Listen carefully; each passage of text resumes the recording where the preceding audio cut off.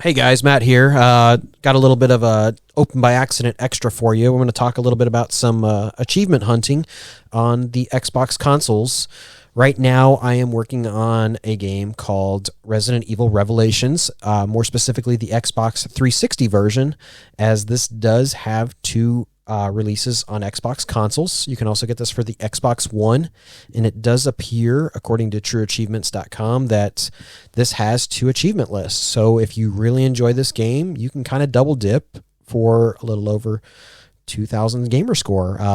Right now, it appears Resident Evil Revelations on the Xbox 360 has got 50 achievements for a total of 1,000 gamer score total. Right now, as of the recording of this, my gamer score is sitting at 163,364 on my personal account. And let's jump into the achievements that I've gotten so far. I've been playing Resident Evil Revelations for probably about 8 to 10 hours. I've kind of split my time up between the raid mode as well as the main storyline. There are some really difficult achievements, I think, that are going to be hard to obtain without some sort of guide. For example, there are handprints that you have to use your scanner to obtain, and I think there's 30 in total. Without a guide, you're probably never going to get all of them just naturally, and there are definitely some achievements that you will probably have to play through the game multiple times to get the achievement just from experience alone. Like one of them is a character named Rachel. She's mutated and she is very difficult to defeat. And there's a part where she's, trying to escape you after you have laid some fire down on her, and you have to defeat her before she gets to the cafeteria. Harder than heck to defeat her, let alone before she gets to the cafeteria. So that's definitely going to be something that either might have to change the difficulty to a lower difficulty to do, or basically practice makes perfect.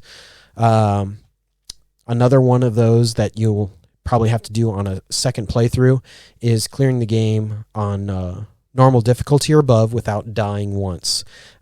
This game is very unforgiving. It's hard. It's like any other Resident Evil game from my understanding.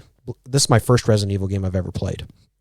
So with that, without dying, you're low on ammunition all the time. You have to conserve your ammo, and there are some bosses and some zombies in this thing that just will annihilate you. So not, knowing where to go, how to get through the game, how to progress through is going to be very vital to achieving that.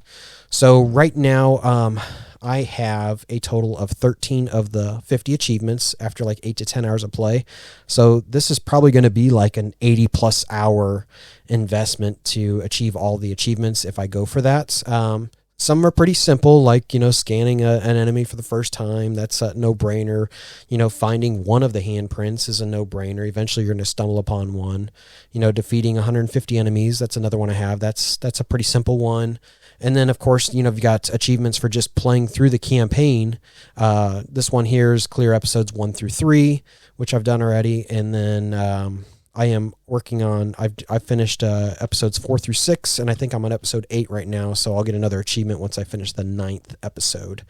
Some of them are not straightforward, and they're easy to miss, like swimming in the solarium. There's a section where there's like this big giant growth over a pool on the main ship, and it's easy to miss if you don't get in there, because it's not, at least at this point, vital to finish the campaign to get in the pool.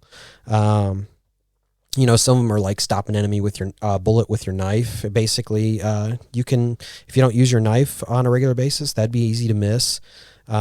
Defeating 10 oozes with headshots. That's one I've gotten. Dodge 20 times. Dodging in this game is hard. It is very hard. So for a whopping 5 gamer score, that is a very tough achievement to get. And then I've gotten some of the raid mode stuff or achievements where basically raid mode is just like fighting off waves of the enemies. One of them is, which I recommend doing when you're at a lower level, which I have done, is clear a stage at 5 levels lower than recommended level. So essentially what you want to do is, like, if you're at level 5, you want to play something that recommends level 10, and basically fight that through that wave. So if you do this early on, then essentially you should be able to easily get this achievement. Otherwise, I can see it being very difficult to get later on as you level up your character in the raid mode. Now, that being said about raid mode, I would suggest playing through the campaign first, as raid mode is not entirely unlocked until you play through the campaign. As you play through the campaign, parts of the raid mode get unlocked. So I've been kind of going back and forth doing it kind of simultaneously, but I would probably recommend to play through the campaign at least initially on a lower difficulty, and then maybe go back to the campaign on a higher difficulty, as there is an achievement for finishing it on a higher difficulty level. So, I mean, some, like I said, are easy to achieve. Like I've gotten the 10 bonuses in raid mode. That was worth 20 gamer score, which to me is like, wow, they gave me 20 gamer score for that, but only like, what was it? Stop an enemy bullet with your knife was only worth 5 gamer score. You're automatically, if you play the raid mode multiple times, you're going to get 10 bonuses. Whereas you might not ever stop an enemy bullet with a knife if you don't, use the knife on a regular basis.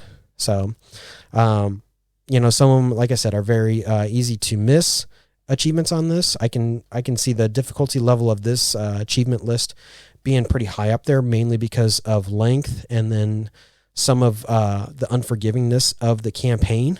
But this game is a lot of fun. It actually reviewed pretty well for its time.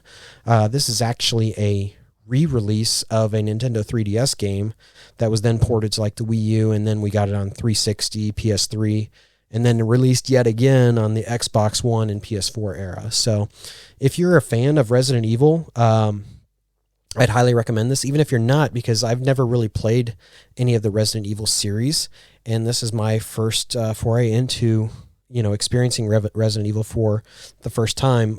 My plan is to definitely finish the campaign, and then probably start ramping up and playing through the raid mode until at least I hit level 50, because I enjoy the raid mode. So I can see myself easily getting anywhere from like 500 to 700 gamer score on this. I don't know if I'll sit there and put in like the 80 to 100 hours it's going to require to finish it and 100% it. I love gamer score, but at the same time, I don't necessarily have to complete it in its entirety. So, but hopefully once I get this situated and down, I will move on to Resident Evil Revelations 2. I'll have to find me a copy of that, whether it's on Xbox One or Xbox 360. It seems like the Xbox One version for both of these games is a little bit cheaper.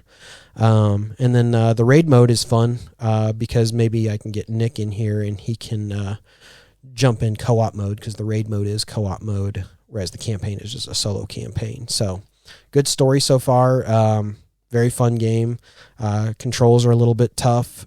I guess they call it maybe like tank controls, but no, I'm enjoying this so far, and I will update you later on my progression of achievements and Resident Evil Revelations and how I'm moving along. So we appreciate you guys listening, and you can catch us on Instagram at Open by Accident. And if you got questions or you've got a suggestion for other games I go after and achievements, send us an email at openbyaccident@gmail.com. Thanks.